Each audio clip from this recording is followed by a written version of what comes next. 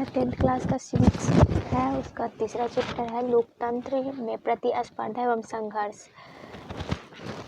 पहला क्वेश्चन है, राजनीतिक दल लोकतंत्र में क्यों आवश्यक है? उत्तर, राजनीतिक दल लोकतंत्र के लिए निम्नलिखित कारणों से आवश्यक है। पहला है, लोकतंत्र में सरकार का निर्माण बहुमत से होती है। राजनीतिक दल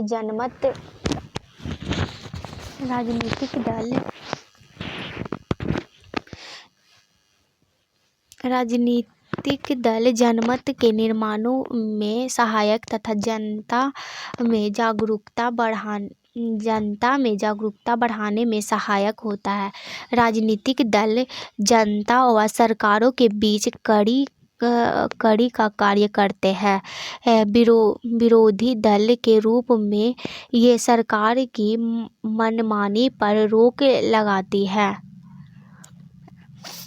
आगे हमारा राष्ट्रीय राजनीतिक दल क्या है? उत्तर,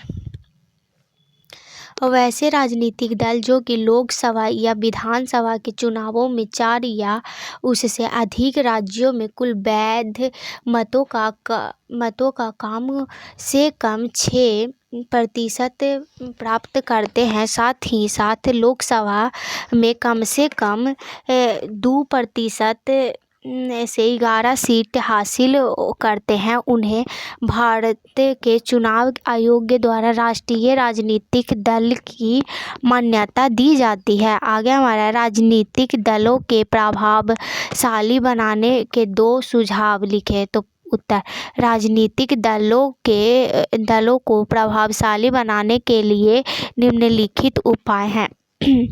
पहला है, दल बदल के रोक विधायकों और सांसदों के दल बदल करने से रोकने के लिए संविधान में संशोधन किया गया है। ऐसे निर्वाचन प्रतिनिधियों के पैसे के लोभ में व सत्ता में रहने के लिए किया गया है। नए कानून के अनुसार अपना दल बदलने वाले विधायक या सांसद को अपनी सीट भी गंवानी पड़ेगी। इस कानून से दल बदल में कभी आई पार्टी का नेता जो भी फैसला करता है वह विधायिका और सांसद उसे मानना ही होता है। आगे हमारा है, सब पत्र सूचना आयोग पैसा और अपराधियों का प्रभाव कम करने के लिए एक आदेश जारी किया गया है। इस आदेश को चुनाव लड़ने वाले उम्मीदवारों को अपनी संपत्ति और अपने खिलाफ चल रहे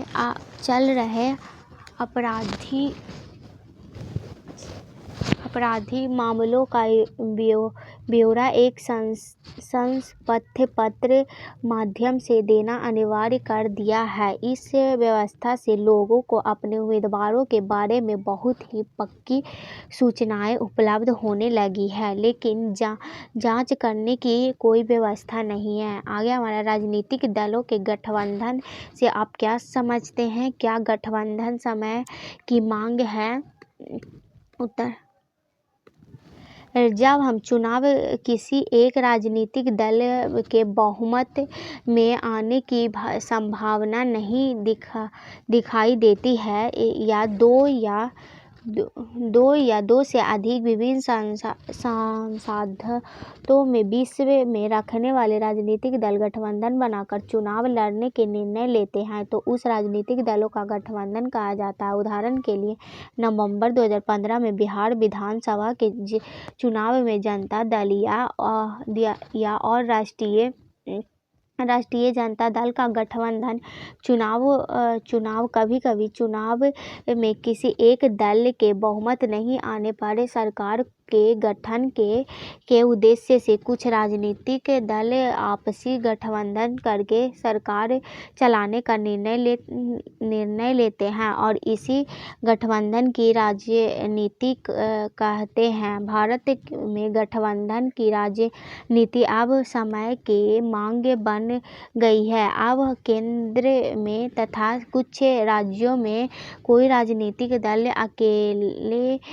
सरकार बनाने की स्थितियों में नहीं दिखाई दे रही है। 1879 के बाद ही भारतीय राजनीतिक दल के वर्चस्व का दौर समाप्त हो गया। उदाहरण के लिए 1991 में पी.वी.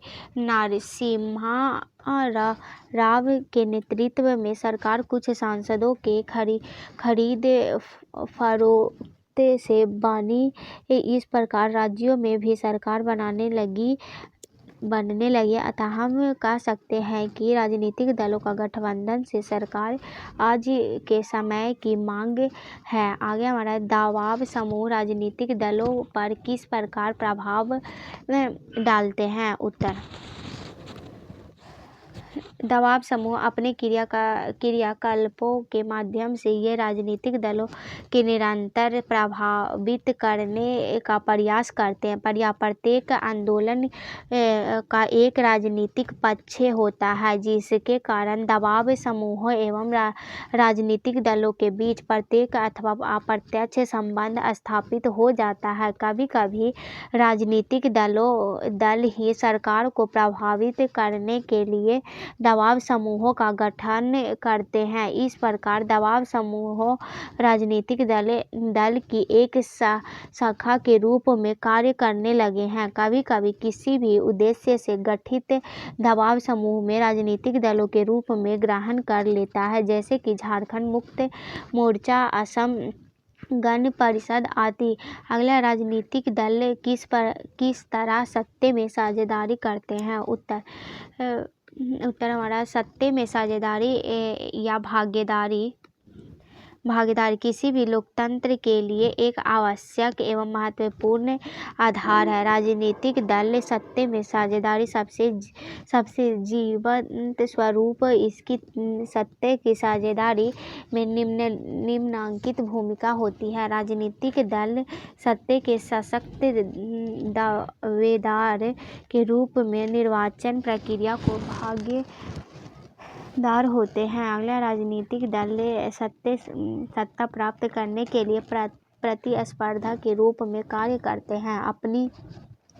अपनी नीतियों एवं कार्यक्रमों के अनुरूप जनता के समर्थन प्राप्त कर ये सत्ता के प्रमुख भागीदारी बनाते हैं। ये जनता और सरकार, प्रशासन एवं नौकरशाही तथा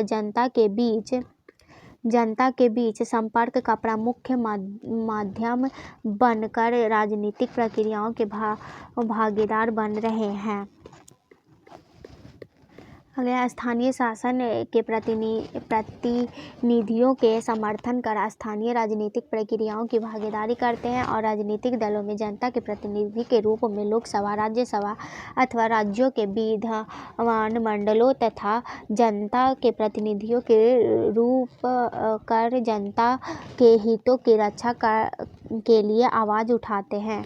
अगला क्वेश्चन है, भारत के राष्ट्रीय राजनीतिक दलों का नाम बताएं। उत्तर: भारत में 8 राष्ट्रीय राजनीतिक दल हैं। भारतीय राष्ट्रीय कांग्रेस, भारतीय Janata party, Bharatiya communist party, Marxvadi communist party, राष्ट्रीयवादी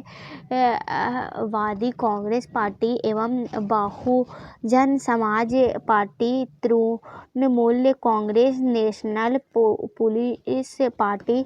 आगे हमारा है, क्षेत्रीय राजनीतिक दल किसे कहते हैं। उत्तर: राष्ट्रीय दल के अलावा वे सभी राजनीतिक दल जिनका प्रभाव सिर्फ एक राज्य अथवा क्षेत्र विशेष तक ही रहता है, वह क्षेत्रीय दल कहलाता है। गठबंधन सरकार में यह महत्वपूर्ण भूमिका अदा करते हैं। उदाहरण के लिए जनता दल, यूनाइटेड राष्ट्रीय जनता दल इत्यादि। अगला क्वेश्चन है हमारा क्षेत्रीय राज्य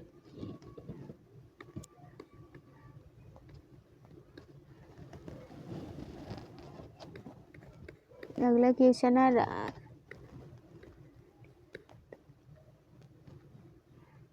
राजनीतिक दलों के मुख्य लक्षण क्या होते हैं। उत्तर, चुनाव में जनता के समर्थन से बहुमत प्राप्त करना, बहुमत प्राप्त करने के बाद सरकार का गठन करना। अगला क्वेश्चन है क्षेत्रीय दलों का क्या महत्व है। उत्तर, वर्तमान दौर में ज़्यादातर सरकार गठबंधन सरकार के रूप में आती है। इसमें सर्वाधिक सहयोग क्षेत्रीय दलों के ही प्राप्ति होती है। ये दल सिर्फ राज्य सरकार का गठन करती है बल्कि केंद्र सरकार का गठन महत्वपूर्ण योगदान करती है। आगे हमारा है सत्तारूढ़ दल किसे कहते हैं। तो जो दल सरकार बनाता है उसे हम सत्तारूढ़ दल कहते हैं। अगला क्वेश्चन है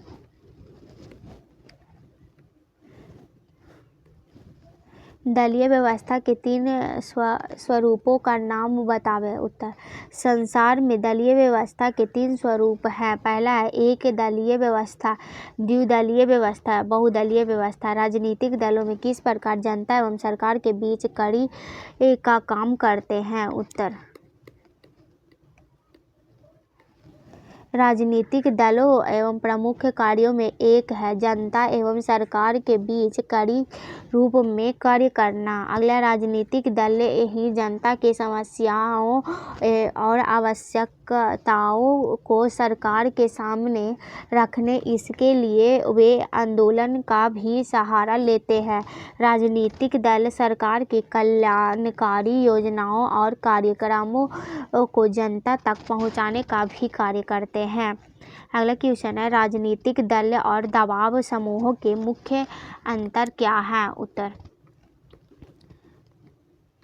हमारा हो जाएगा दबाव समूह राजनीतिक दल भी भिन्न होते हैं। राजनीतिक दल लक्ष्य जहां सत्ता की प्राप्ति होती है वहां दबाव समूह बिना सत्ता प्राप्त किए अपने सदस्यों के हितों की पूर्ति के लिए प्रयत्नशील होते हैं। राजनीतिक दल का गठन काफ़ी व्यापक होता है वहीं दबाव समूह का गठन छोटा होता है। राजनीतिक दल हमेशा सक्रिय रहते हैं जबकि दबाव समूह काम के बाद सक्रिय रहते हैं।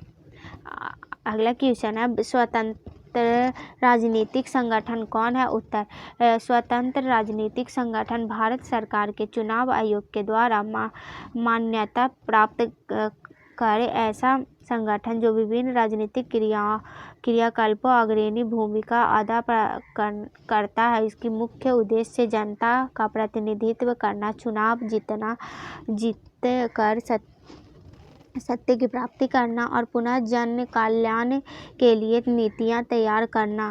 अगला क्वेश्चन है भारत में बहुदलीय व्यवस्था है कैसे। उत्तर, क्योंकि यहाँ पर सत्ता की भागीदारी किसी एक दल का ना होकर सभी दल सामान्य रूप से भागीदार होते हैं। अगला क्वेश्चन है हमारा दबाव समूह का परिभाषा दे। उत्तर, लोकतंत्र में जनता और राजनीतिक दलों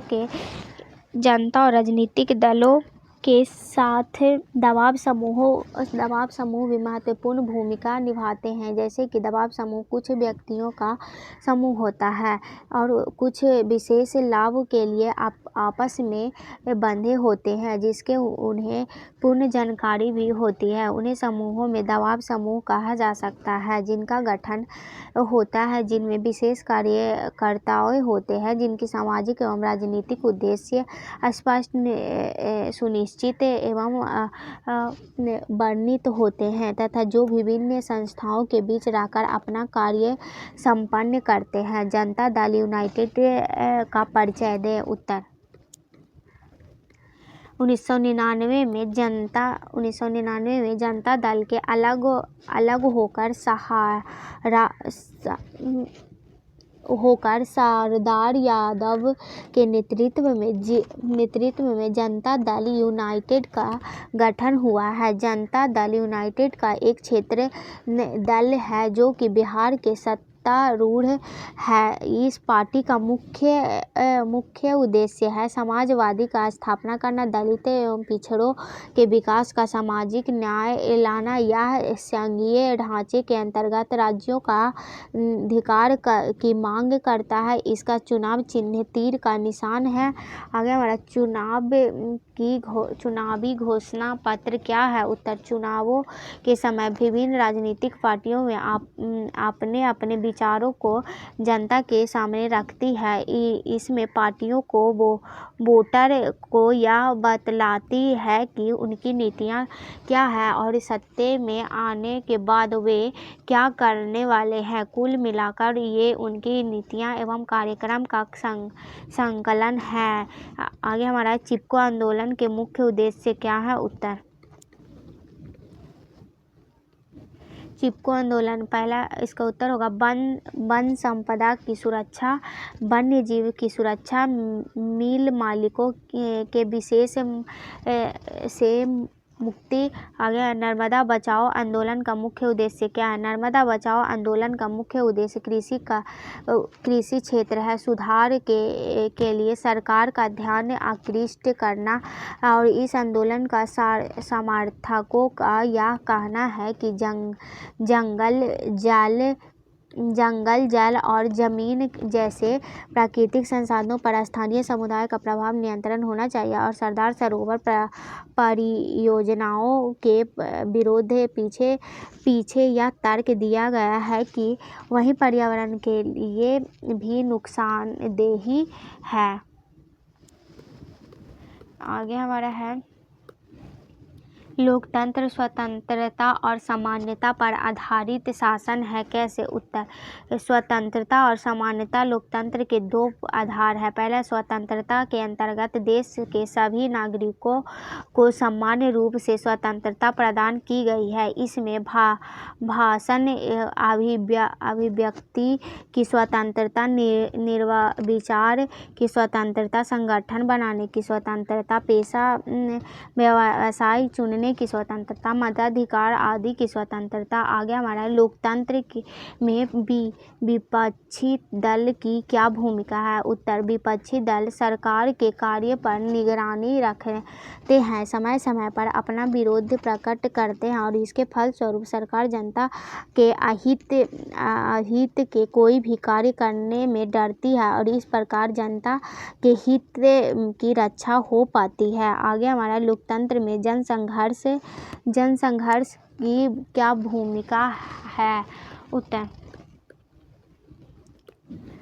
जनसंघर्ष आंदोलन न केवल सत्ता प्राप्त करने के लिए होता है बल्कि लोकतंत्र को मजबूत बनाने एवं उसके विकास के लिए होता है। यह एक सशक्त माध्यम है जिसके द्वारा जनता अपनी बातों को सरकार तक पहुंचाती है और एवं सरकार को गलत नीतियों का निर्णय से भी रोकती है। आगे हमारा जनसंघर्ष के दो पक्षों का उल्लेख करें। जनसंघर्ष के दो पक्षों सकारात्मक एवं नकारात्मक, राजनीतिक एवं सामाजिक स्तर पर व्याप्त बुराइयों के दूर करने का उद्देश्य सकारात्मक है। वर्तमान व्यवस्था के विरुद्ध अहिंसा सहमति का अभाव नकारात्मक है। आगे है बूथ छापामारी से आप क्या समझते हैं? तो उत्तर, कोई भी उम्मीदवार अपनी जीत सुनिश्चित करने के लिए ताकत के बल पर बूथ छापामारी का काम करता है। वह अपने समर्थकों को माध्यम से अधिकतम